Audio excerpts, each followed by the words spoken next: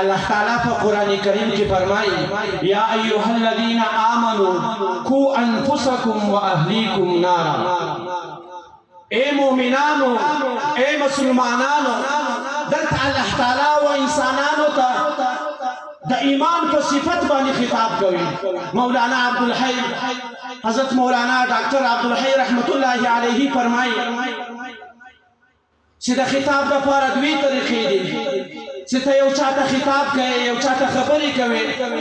یوه طریقه دا ده چې هغه په نامه باندې وځان ته راوبولې چې ای پلانکی دا کار وکړه، او دویمه طریقه دا ده چې هغه په یو لقب باندې په یو صفت باندې وځان ته راوبولې، د قرابت په رشته باندې د دوستۍ په رشته یې راوبولې.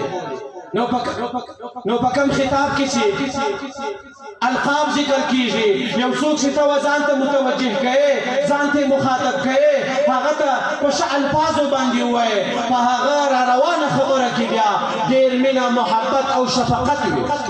نو الله تعالی و انسانانو ته د ایمان په رشته باندې د ایمان په صفت باندې خطاب کوي. یا ایها الذین آمنوا، اے مومنانو.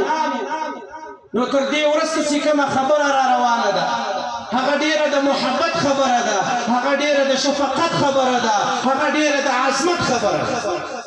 الله تعالی څه فرمایي ورته؟ کو انفسکم و اهلیکم نارا، تاسو خپل ځانونه او خپل بچیان د جهنم له اوره څخه وساتئ. یوازې په خپل عمل باندې، یوازې په خپلو روزو زکاتو په تسبو باندې والله العظیم که خلاص پر هر مور و پلار باندې دا فرض ده چې خپل بچی به له ګناه څخه راګرځوي.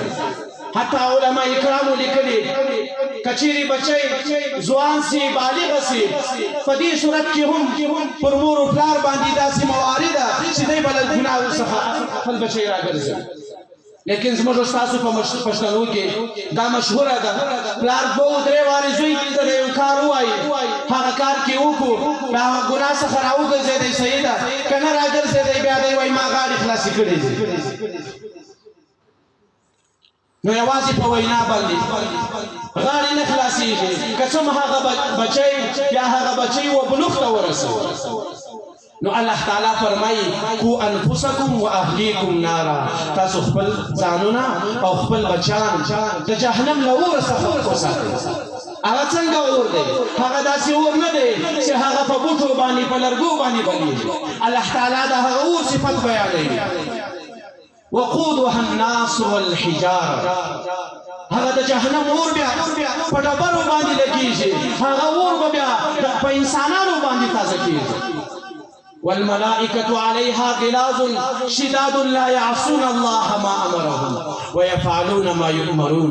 الله تعالی پر هغه باندې داسې ملائکه مقرر کړي دي چې الله تعالی هر حکم ورته وکړي، هغه د الله تعالی د حکم نافرمانی نه کوي بلکې هر کار بیا فورا کوي. نو نن الله تعالی موږ تاسو ته مقرر کړی ده چې موږ تاسو باید یو بچی خو دین ته وقف کړو، او له هغه سره چې کومه مدرسه ده، دا مدرسه خو ما تر اوسه لیدلې نه، یو 3-4 ورځې مخکې ورته راغلی یم. د مدرسې حالات ډېر کمزوري دي. دا ستا د بچي استاد دا هم داسې دی لکه ستا د بچي زوی چې دی، پلار چې دی، هغه د ده روحاني پلار بلل کېږي. نو د مدرسې حالات خو ډېر کمزوري وو.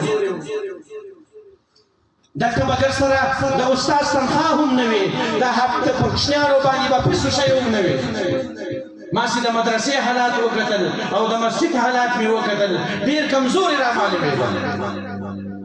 نو موږ تاسو ته پکار ده چې موږ تاسو باید خپل بچیان و دین ته وقف کړو او د دغو علما کرامو، د دې قاریانو او د دې حافظانو خدمت ته ځان حاضر کړو. داسې نه چې کوم انسان به ډېرې روپۍ لري، هغه به بیا صدقه کوي یا به خیرات ورکوي. یو سړی د 100 روپو وس لري، هغه دې 100 ورکړي. یو سړی 50 روپۍ وس لري، هغه دې 50 ورکوي. لیکن د دغه 50 به بیا سبا په 50 سره باندې بدلېږي. یو نږدې مثال به درته پېښ کړم. عبدالخالق هغه چې موږ تاسو یې ټول پیژنو په عمر کلي کې چې د کومه مدرسه ده په هغه کې تقریبا 2000 طالبان اوسېدل. اوس په قندهار کې غټه مدرسه ده، هلته به هم 2000 کسان اوسي. د خپل کارګزاري بیانوله، وایي په شروع کې زه دا رقم ته وم چې ما و مدرسې ته صرف یو ټیم غوړي ورکول په میاشت کې. هغه یو ټیم غوړو څخه الله تعالی بیا توفیق راکړي په بلیري کې مې یو مدرسه په خپل ګودام کې مې ودی یو 15-14 طالبانو ته یو ځای برابر کړو. له هغه 15 له یو ټیم غوړو څخه الله تعالی نن دومره غټ توفیق ورکړی دی چې دی 15-16 زره طالبان هلته ساتي.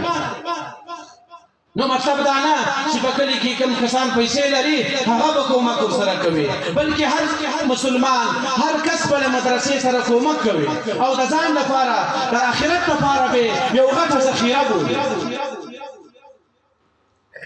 نو الله تعالی دې موږ تاسو ته پر دغه خبرو د عمل کولو توفیق راکړي.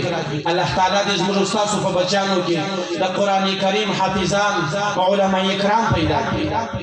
واخر دعوانا الحمد لله رب العالمين.